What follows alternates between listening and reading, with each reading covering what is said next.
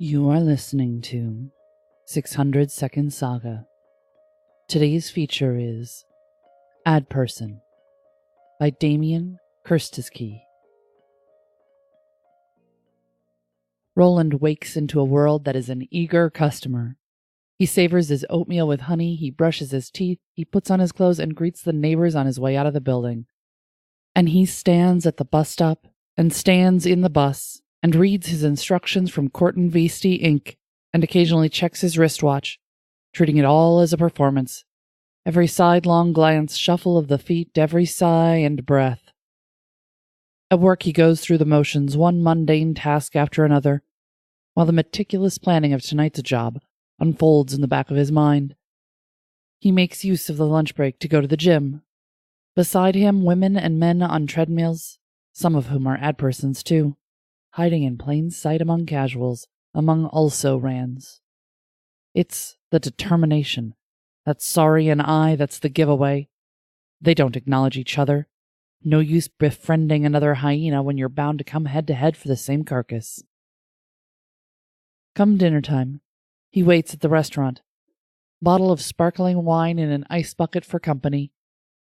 When he sees his date enter, he flips open the entrees card, pretending to read, and says, once the man comes within earshot, "And I was worried I'd be too elegant."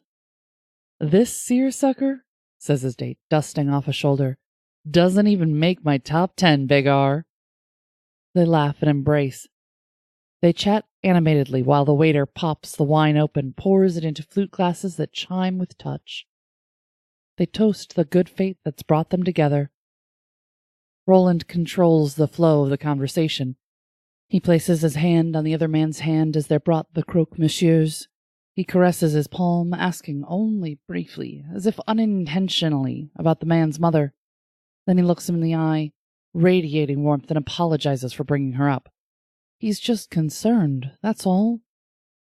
Then, during the main course, he steers the conversation away from what he's paid to promote, letting the target breathe, knowing full well the topic's bound to resurface now that the seed is planted. Which is exactly what happens right after they order dessert. "Big R," the man begins, then stops, dabs his lips with a napkin. "I know I've been pestering you about my family troubles, so I wanted to thank you for listening, for being here." Roland takes the cue and brings his chair closer to his date's. He rubs the man's shoulders. "Oh, come now," he says. "Don't be silly." Then, "I have something for you." And from a pocket, he pulls out a brochure, old-fashioned, ordinary paper, the kind on which they used to write parking tickets.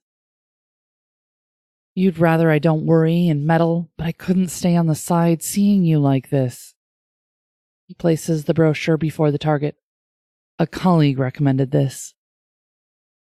The man leafs through the brochure, then gives Roland an incredulous look.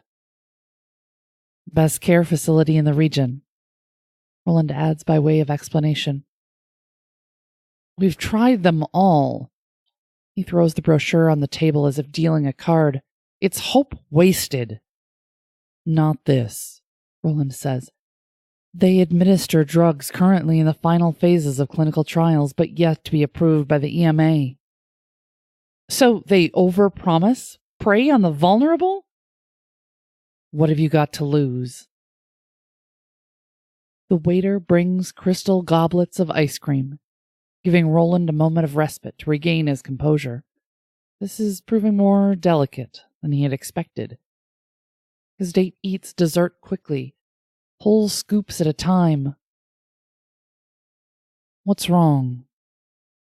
"I have enough on my mind," the man says. "No need to pile this crap on top. My mother is on her deathbed, and you come here flaunting some expensive miracle cure?"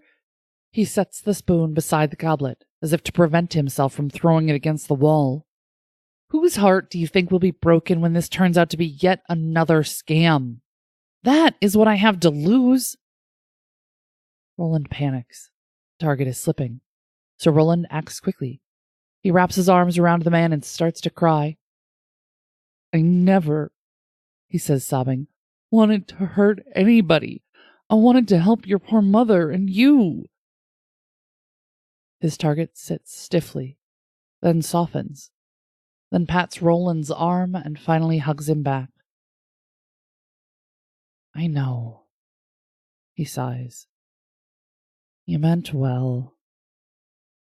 And Roland, sensing an opening, doesn't let go, doesn't stop sobbing until the man says, You mean well.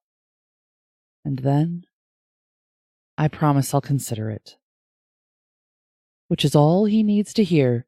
A cash register rings in his ear, signaling Corton Visti Inc. have made the transfer to his bank account. On their way out of the restaurant before they say goodbye for the last time, and Roland is no longer Roland, but another AdPerson with a different target, the man says to him, Congratulations. Sorry? I was expecting a defensive approach after the broken heart curveball. Roland blinks, confused. The man continues, But you went for the softer angle. He nods. A bit pathetic, but I liked it. Don't look at me like that. I'm offering you a job. We pay better than Corton Visti. Here. He hands Roland. No longer Roland. A card before leaving.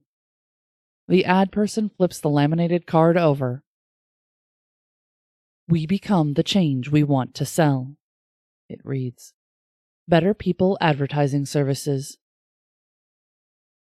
And watching the man he thought was a target disappear, he crumples the card in his fist.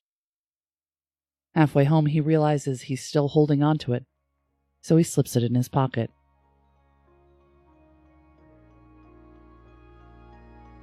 This was AdPerson by Damien Krsteski.